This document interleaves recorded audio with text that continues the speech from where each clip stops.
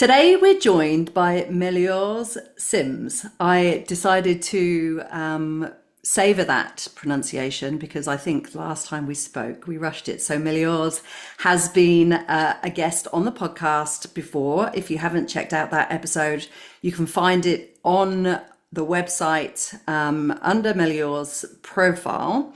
It was in June 2024.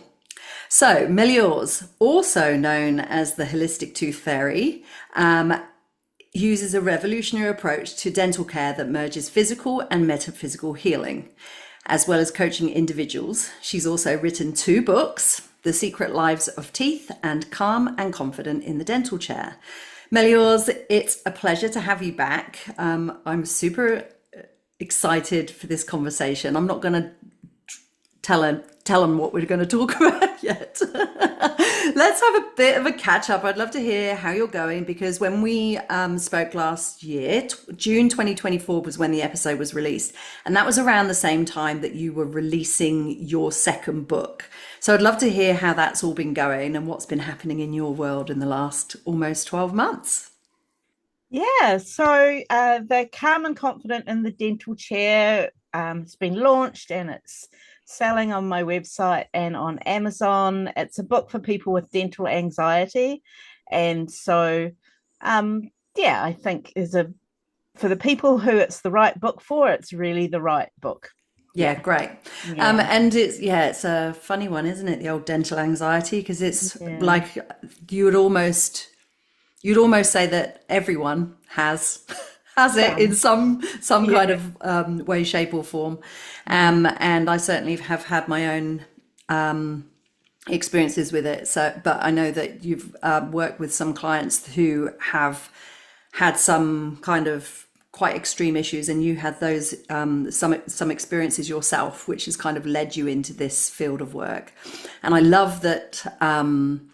You talk about that metaphysical element of what our teeth can actually and our gums represent in terms of our emotional lives and our sort of, the deeper layers of what's going on in our psyche, I guess. Would you say that? Yes. Yeah. Yeah. So that was the subject of my first book, The Secret Lives of Teeth, which, that book continues to have a life. It's actually, I just signed a translation deal with a Dutch publisher to have it translated into Dutch, which is very exciting. That's very cool. So, well done. Congratulations. I'm hoping there's more languages to come. And so I'm more focusing on that metaphysical side of things than on the dental anxiety things. So they're quite different, are they? I haven't read your second book. I've read the first one. So you don't go as much into the metaphysical on the second book? Well, insofar as anxiety is kind of a metaphysical. Yeah. But it doesn't, the things that I think make the Secret Lives of Teeth really special and unique, the tooth archetypes and the way that the meridian system flows through the mouth, and the way that childhood traumas can appear in our mouths embodied as physical symptoms in our adulthood as cavities or root problems or receding gums. That's unique to that metaphysical approach. Yeah, it's fascinating and very relevant. Like when you read the book, if anyone who reads the book has had any issues with their teeth, even like I broke a tooth. I think I talked about this in our first recording together. I broke a tooth when I was about 9. I stood behind a girl at school, and she kicked up into a handstand and kicked me in the mouth and broke a tooth. And what that tooth represented was actually quite relevant. And my little boy, who's now 10, when he was about the same age, so yeah, probably around the time that we spoke, he also knocked the same tooth and broke it. And I was like, ooh, that is really interesting. Yeah. Like, what are the chances?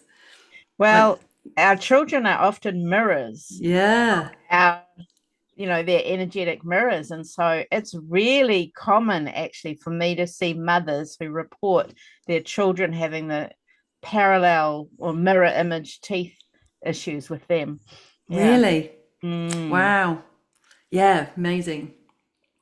So we could talk about that a lot more, But if anyone's interest is piqued, we did talk about that a lot in our last episode, June 2024. Mm. Today, we're going to be talking about something that is totally related to our mouths and our teeth, but with a bit of a different spin on it. So you've been sending your email out to the people on your email list, and I'm one of them. And so I read those emails diligently. And one came up, and I think it was probably only 2 or 3 weeks ago. And I was like, oh, this is so interesting because this is so relevant to something that's been coming up a lot in conversations that I'm having with different guests in all different walks of life at the moment.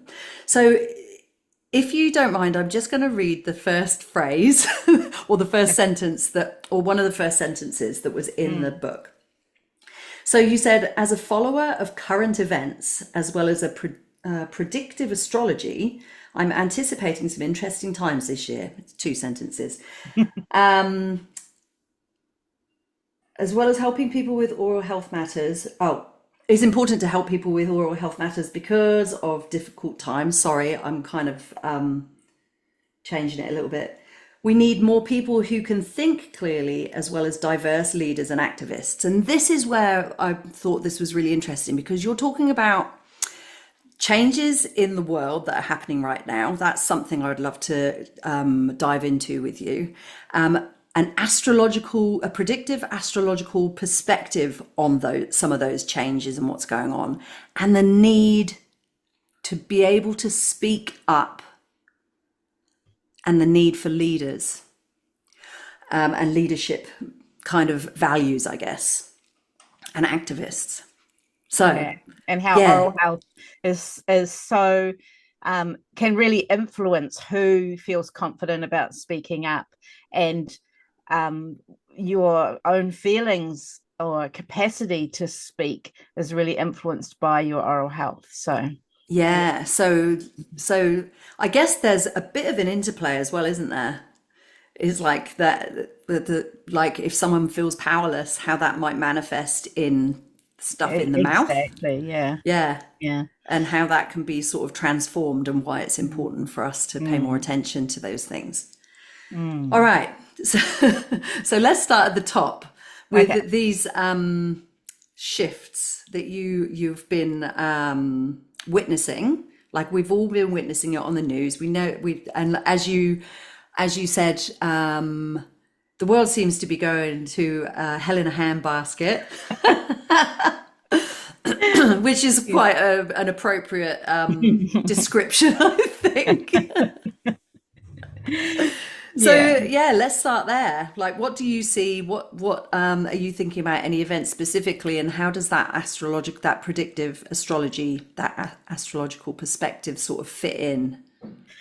Well, I'm caveat. I'm an extremely amateur an astrologer, and I follow a lot of astrologers online, and try and make sense and interpret for myself. But um, uh, for years, astrologers have been talking about 2025, and particularly the first 6 months of 2025, as being like the one to watch. Like, things are going to change. There's all of these big outer planets which don't change sign very often. All of them are changing sign in the next few months, and so it's very obviously a time of transition and change from the astrological perspective.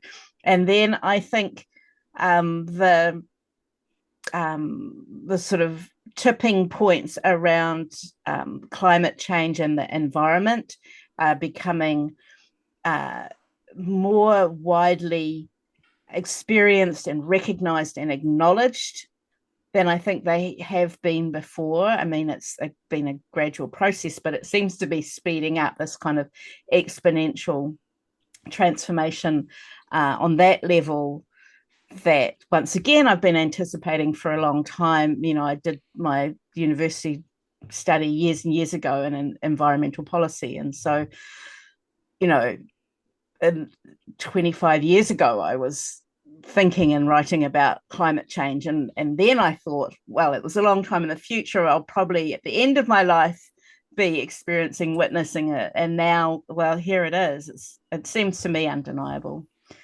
And then there's the political changes and the geopolitical changes that are going on. It's been a very disruptive time for, I think, a lot of governments around the world.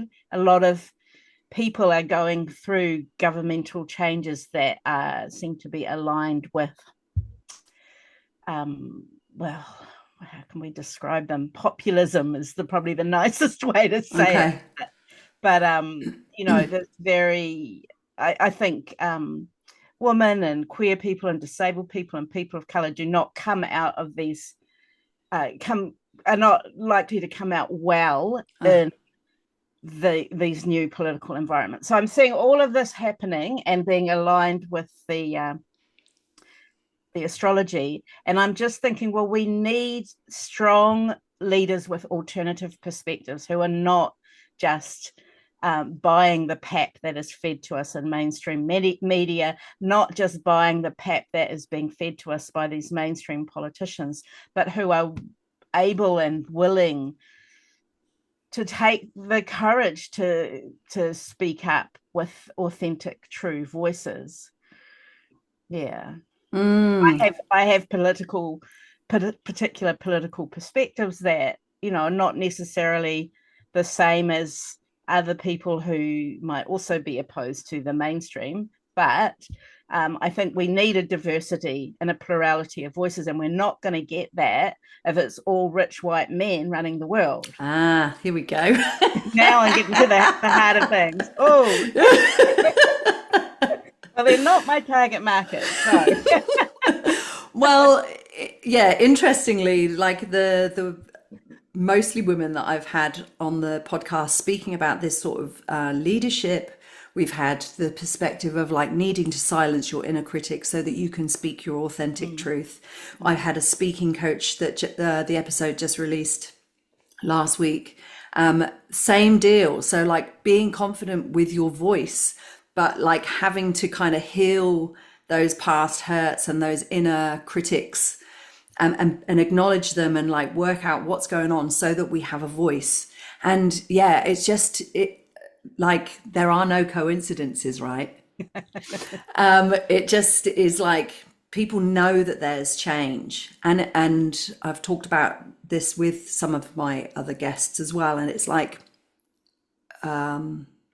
previously to now, that whole idea of leadership was more about business, right? And leadership was about like being in positions of power, for men and even women who were trying to, build up their position within the workplace or, their own business. And it feels like that's all shifting, and leadership and what it means is changing as well. And it's like, as you said, you're the leader. Well, you're the leader of your own life, right? One of the other guests I had, actually, that was kind of her philosophy. If you're leading from your true values and your true self, and you're expressing that, then you're going to be able to lead others more successfully. I guess where I'm going is like we all need to have the ability to speak our truth. There's a whole bunch of other stuff that goes with that, because we, don't necessarily want to be conflicting with others. But as you sort of mentioned, we do need to start creating more diverse perspectives and be able to confidently share those, whether it be with our family, our community, the people we work with, or on a larger scale. So, yeah. There's definitely kind of a massive shift. I'm just looking at my notes. So let's get into some of the ways that you see in your clients how they might be held back from speaking, and if there's any relevance with that metaphysical, and the like how that expresses. I work with a lot of women who want to or are running businesses in the kind of healing and creative and coaching type of arenas. And they feel a lot of discomfort about how to represent themselves, how to market themselves, how to talk about their work and their values in relation to their work. Often they want to be teaching, like teaching an online course or teaching a workshop or something like that. And it's the inhibitions that they have about being able to speak freely and authentically. I make those, it seems to me that there's connections with the particular symptoms that they present within their mouths. Not necessarily like, oh, there's, this kind of cavity means this kind of inhibition about speaking up. It's not quite that direct, but it's the way that I describe it is that when you hold back your truth, when you are silencing yourself, keeping a secret, keeping a low profile, or suppressing emotions, then the energy gets stuck in the mouth. This is the last kind of barrier for energy to leave your body in this kind of expressive way. So it gets stuck there. And you do that enough over time, and it becomes embodied in the tissues of your mouth.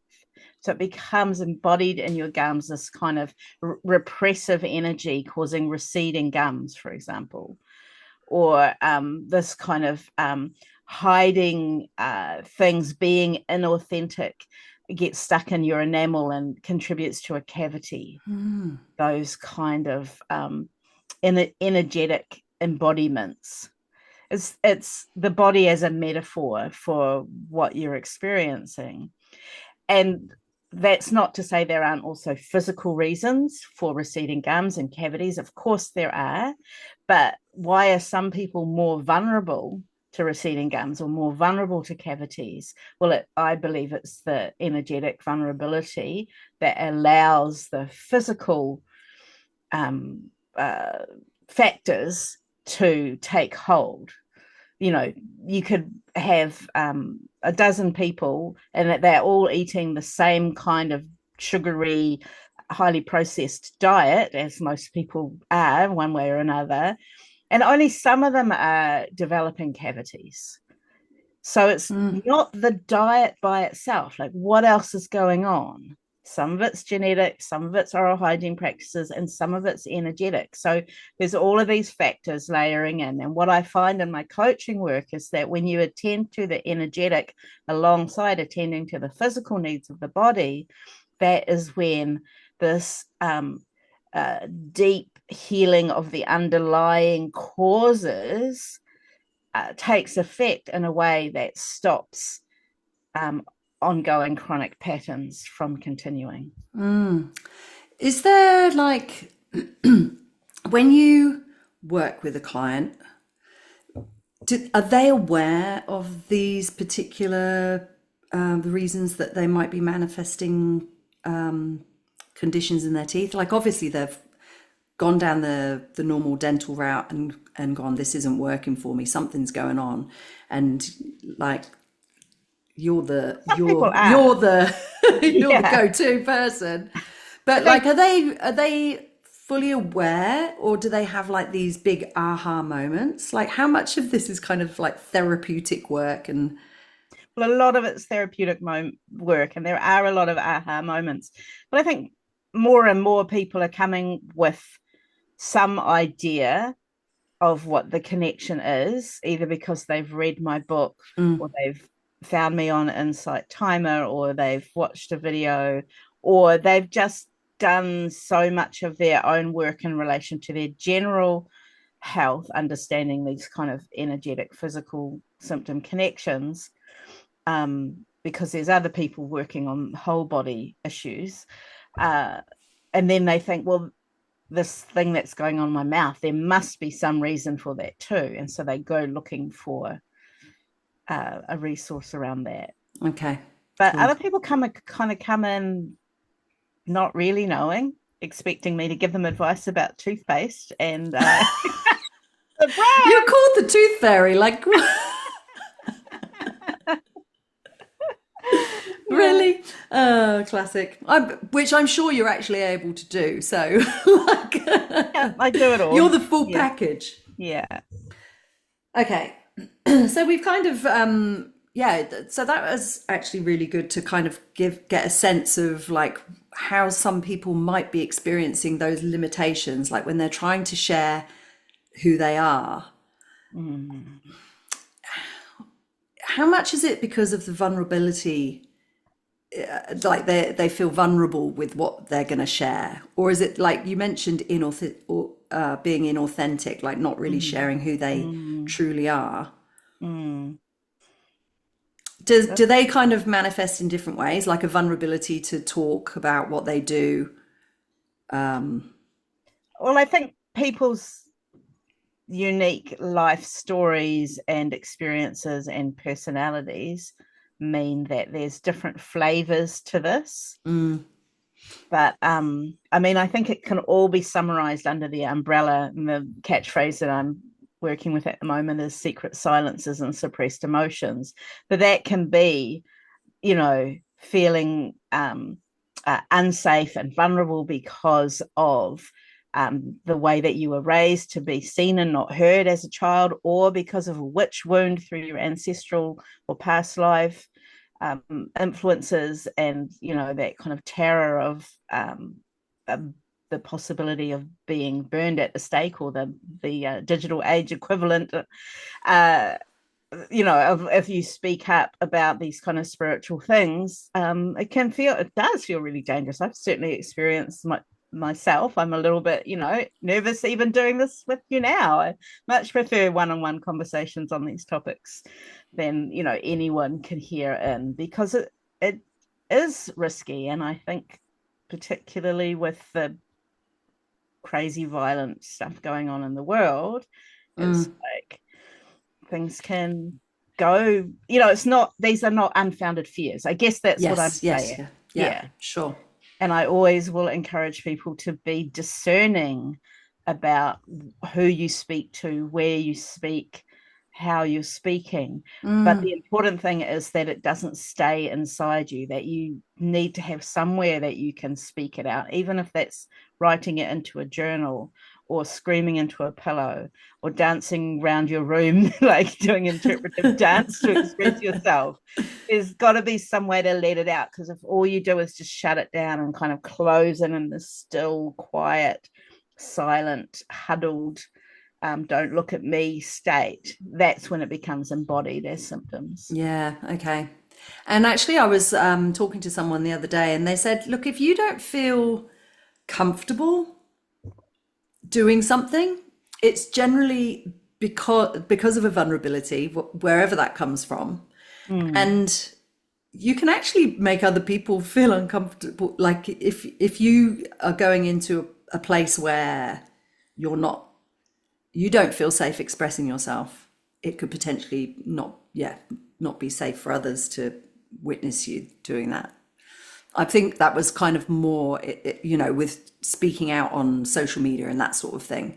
If you don't feel good doing it, then it's probably a good sign that you shouldn't do it. Yeah. You'll have noticed haven't given any examples directly related to speaking out on social media, because I actually don't think that's a particularly useful or safe or healing way to do your speaking out. It's Yeah. so distorted and frankly, what's the word I'm looking for?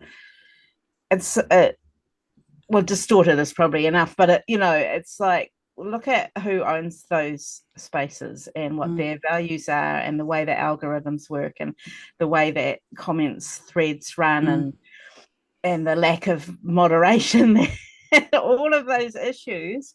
It's like, talk to your neighbors, talk Yeah. to the group meeting at the community hall down the road on the issue you're interested in, and talk to your friends in WhatsApp groups, or or run your own podcast Yeah. like you're doing and create a safe space that you're in control of on a Yeah. platform that, is more or less aligned with your values. And that's really different from going on to Facebook and like pouring your heart out and to just potentially Anyone? be stopped on. Yeah, either that or not be seen at all, right? Because the Yeah. algorithm doesn't see you. So Yeah. Yeah. yeah, Well, because yeah. it wants to silence, Mark Zuckerberg has no interest in promoting this kind of conversation that you and I are having. Does him no good at all. No. So, Yeah, it's an interesting time for sure. I mean, it's like I've take my hat off to you because you've created a successful business with your website and your books, and you don't go on social media at all. You don't have a presence there, and I think that that is just like the best. Congratulations. How well, do it? I will say I built my business with social media and I was very much on it for Oh, okay. years. And there's still kind of this residual, like I haven't taken down my pages. I don't go Don't on go there. on I there. don't answer comments. I don't post new things. Yeah, But it fair is enough. still how people find me. Okay. So it means that if someone wants to recommend me on a social media platform, they've got a link to do Yeah, it with. sure. Okay. So just in the interest of completion, And also authenticity. finding you. Yeah, and then whatever. You're not just Yeah. not going to find the current me on I there. think it's a really interesting, like, I don't want to get too off topic, but I think that whole thing with social media and talking out in those kind of spaces is kind of like there's just been this like this massive evolution in like that networking online over the last, since early 2000s, really. We're Mm. just not adapted to deal with that way of behaving and interacting with each other. And so, especially for like, I think we're probably similar age, where we haven't had it our entire lives and it's kind of started to come into our lives a little bit later. It just feels like you see younger people on there and it's like their norm and they interact quite differently. Whereas I feel like there's like a missing part. It Mm. doesn't flow. So it's It's it's never almost felt like comfortable. no, Yeah. no. It was Mm. kind of a fun thing to catch up with your friends, right? And to see some photos of some people you went to school with, and it's just exploded into this other thing. Yeah. Yeah. So that Mm. was a little bit of an aside. All right. Let's talk about how our teeth and mouths might be holding us back. And you had 4 different areas in the email that you read that could be holding people back. So let's get into that. Do you want me to go through them? Yeah, because I can't remember Can't what I remember. wrote exactly, but I'm sure one of them was feeling ashamed and self-conscious Yes. about how you Yes. look. Yeah. That really can hold people back, particularly if they've got visible problems with their teeth or gums in the front of their mouth, discoloration, missing teeth, broken teeth, mismatched. They've got a crown that doesn't match their natural teeth color, or crooked teeth, or all of those kind of things. So that and this goes to social media and this Instagram, TikTok age where everything is about the visual, Mm. and the beauty standards of teeth have become really strong, rigid, uh, in the forefront of people's awareness, I think, with the close up of the face being this kind of standard, the selfie, which doesn't put the whole person in context. It's just like the face. And so many people getting whitening and veneers to try and look like some idea of, I call it the Hollywood smile, this perfect. And the Hollywood smile was, why veneers were invented. It was a dentist who, set up practice outside the gates. So I think it was Universal Studios or maybe Columbia, one of those anyway. And it was like they'd send all the starlets and, wannabe actors and actresses to this particular dentist to have their teeth straightened and whitened and veneered. And yeah, Wow. it's How much?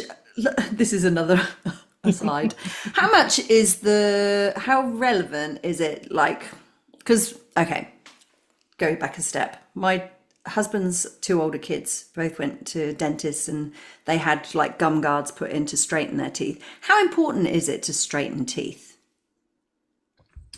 I think if you are unable to eat a healthy diet because your bite is so out of alignment, Okay. or you're unable to speak clearly because your bite is so out of alignment, then it Okay. is important to bring enough alignment and to be able to like lead a functional life.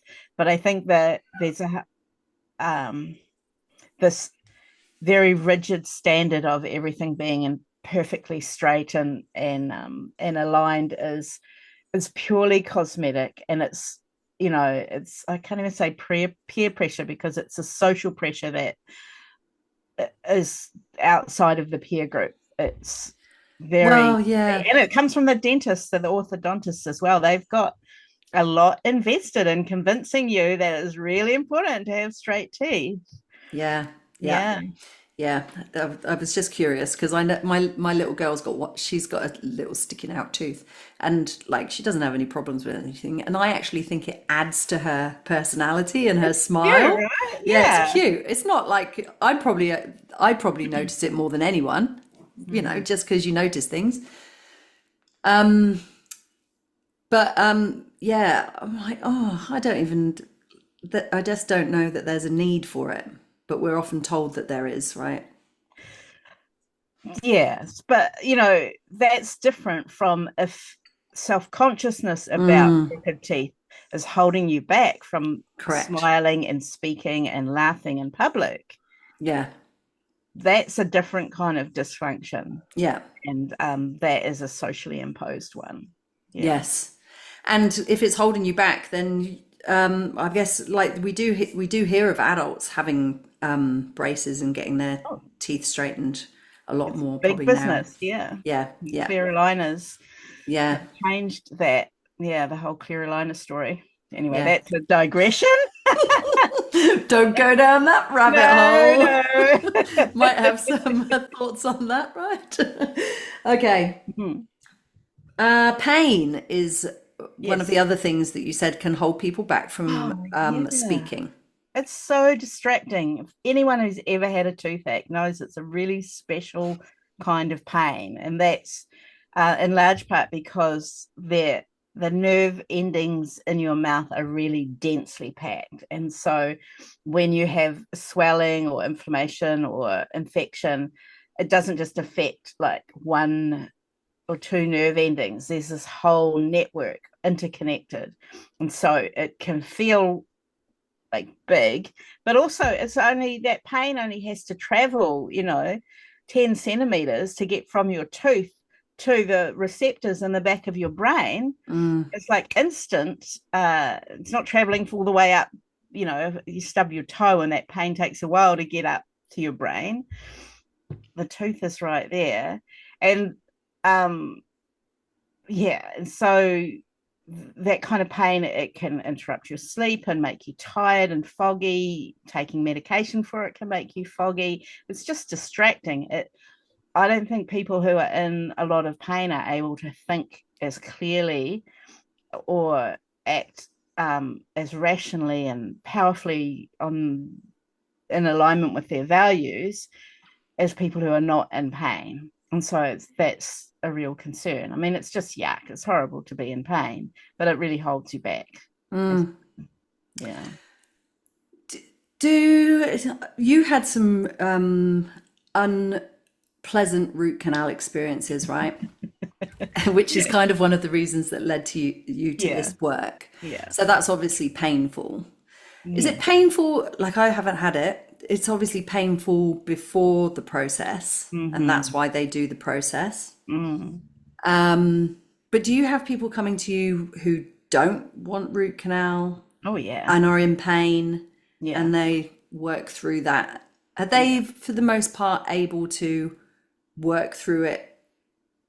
Well, it depends. So it really depends on how much physical damage there is to the tooth. But quite often, um, And in my own experience, it's been that a dentist will offer a root canal as a solution to a pain that they can't diagnose. Like Oh, they've looked, they've x-rayed, they've tapped and poked, and they're trying to figure out what's wrong, and they can't.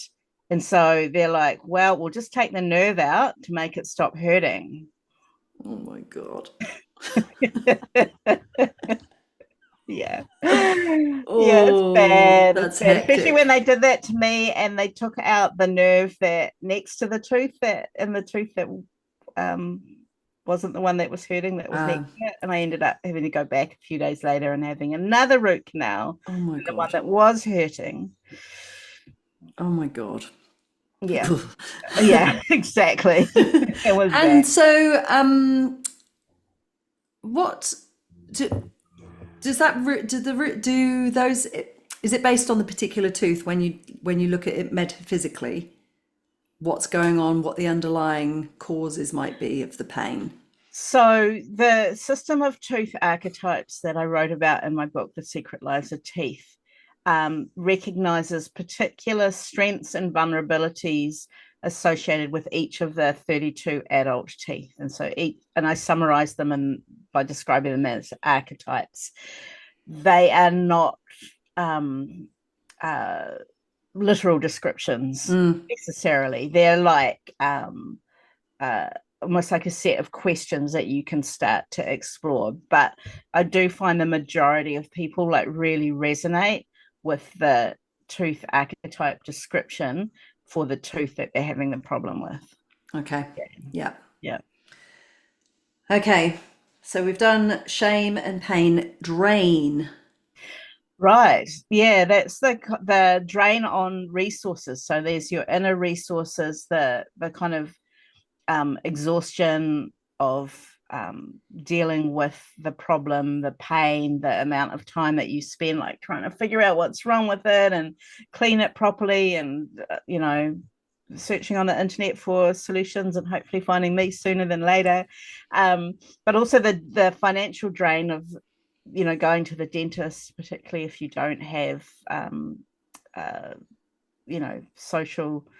socially funded dentistry or in the right kind of insurance. And even then you can end up, with co-pays or, you know, being drained financially, even if it is being supported and supplemented. And so, yeah, those are energetic and financial resources that you could be putting towards um, doing things in your community or with your family, or to build your business, or whatever it is that is like your priority in terms of taking leadership or manifesting your authentic ideals in the world. Well, if that's all being sucked off into just dealing with this dental problem, it's holding you Mm, back. yeah.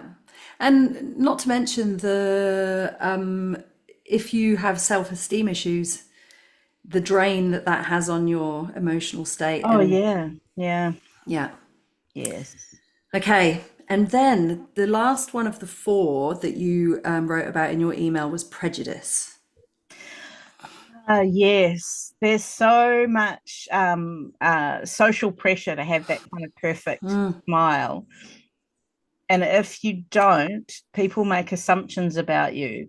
If you have anything visible wrong with your teeth that isn't repaired, will lead people to assume that you're poor, you're probably stupid, that you don't care about, you're not good at self-care, and that you don't have other people that care about you. It's really hard to get a job, well, most jobs, certainly middle class and public facing jobs, if you've got like something visibly wrong in the front of your mouth. So um, yeah, that uh, the ability to it's tied into that confidence thing. yeah. Yeah. Yeah. Yeah. Mm. So there's these, would you say there are other things that might be holding people back from when it comes to like their Well, there probably is. There's got to be. When it comes to their mouths and their teeth, I feel like you've kind of already touched on this. Like they're holding things in, and that is what's affecting their. Yeah, I think there's, underlying issues. But I think the ones that people are conscious of are this kind of the pain, the drain, the shame. What was the other one I said? Prejudice. Prejudice, that's right. Yeah, Doesn't yeah, rhyme, so that's why I didn't remember it. yeah. Yeah, but, I think those are the kind of the overt and obvious categories, but underlying it is a kind of complex tangle for many people of whatever their story is around feeling vulnerable if they speak up, if they were to speak up, being able to set boundaries, being heard and respected, the unique combination of experiences that you've had, that you have tried different things and had different responses from it, and then that becomes part of your story that your mouth is telling. Yeah, Yeah, but different for everyone. yeah, yeah. With the people that you work with, the like you mentioned that you work with a lot of coaches and people who want to have courses and that sort of thing. What are some of the results, outcomes, amazing stories have you been witness to and help to support and guide people through? And what difference has it made to their being able to speak out? Yeah. Oh gosh, so many. It's been really lovely to see people start businesses and build successful businesses where they've been able to be visible on social media and on their website and on their podcast and whatever, YouTube, whatever else they need to do to market their business, and do that confidently and have the financial rewards of being successful in their business. Um, and I've worked with a lot of performers, so like singers and actors and so on, who you might think would be, because they're using their voice professionally, that they wouldn't be the people that would have these problems. But I think it's this authenticity that the sort of the demands and expectations of those professional spheres have contributed to the issues they've had with their mouth, or they've Okay. kind of overridden their own intuition around what they're saying and how they're saying it and so on. And so the work that we do is enable them to find a way forward through their careers as performers, where they're able to do it from this like really centered, strong, authentic voice. Yeah. Do you find that you're working with people more on that stuff now? Like, is it directly related to their dental health? Like they're a singer, for example, and they get an issue with a tooth or with their gums. Or are there people coming to you more because of that kind of wanting to be more authentic? Is it? Oh, I think people come to me because they've got the physical symptom in their Yeah, mouth. okay. Yeah. Yeah. Yeah. That's what I invite people to come and work on. And I always, that's my priority, really. That's the deal that I'm making with my clients, is I'm going to help you solve this problem in your mouth one way or another. And the other stuff is part of the happy side effects of Yeah. solving the physical problem with the Yeah, mouth. cool. Yeah. Do you feel that, like with this mention of the 2025 and the big shifts that are going to be happening in the first 6 months, we're already in February, so we've made it through month one. Do you feel shifts in your business? Is there stuff, do you feel like you and your role as a leader speaking up? Do you feel that that's changing or not really? Yeah. uh, I mean, it's always changing, I Mm, think. Yeah, I think I run my business in a very intuitive way, and I do pay attention to the astrology when I'm making business plans. And okay. basically, I'm not going to be doing anything, like not launching anything, not making any major steps until at least mid-June, because I just think there's quite a hair-raising ride ahead of us, and I just kind of want to keep my own personal part of the world on an even keel, and keep delivering for my clients, Yeah, fair enough. and writing and so on. And uh yeah, I think I've coming round to a more acceptance that my strength is in writing rather than in speaking, though Okay. I don't think I'm a bad speaker, but that's where I express myself best. And instead of um, constantly second guessing that and trying to perform according to whatever the marketing fashion is of the Mm. moment. I mean, I never tried to do a TikTok video, but thank God. But um, I'm no longer kind of actively creating videos on YouTube the way that I was. But there's a library of 80 there that I've made in the past. There's plenty for people to watch. So Yeah. I'd rather write books. There's something that feels very substantive about writing as a form of expression for me. And I've really, as I get older, and I'm not far off 60, I'm thinking about legacy and what am I passing on that will stand the test of time and survive whatever changes happen in the digital world. There seems to me something that's very potentially long lasting about a book. Yeah, Yeah. lovely. I really love that. And Mm. I think that it's yeah. I mean, I'm going through my whole, my own personal process with, and like just exploring and talking to different people about this idea of leadership and the way that we create our businesses and, or, the things that we do and authenticity and, the inner work that comes along with that. And where am I going with this?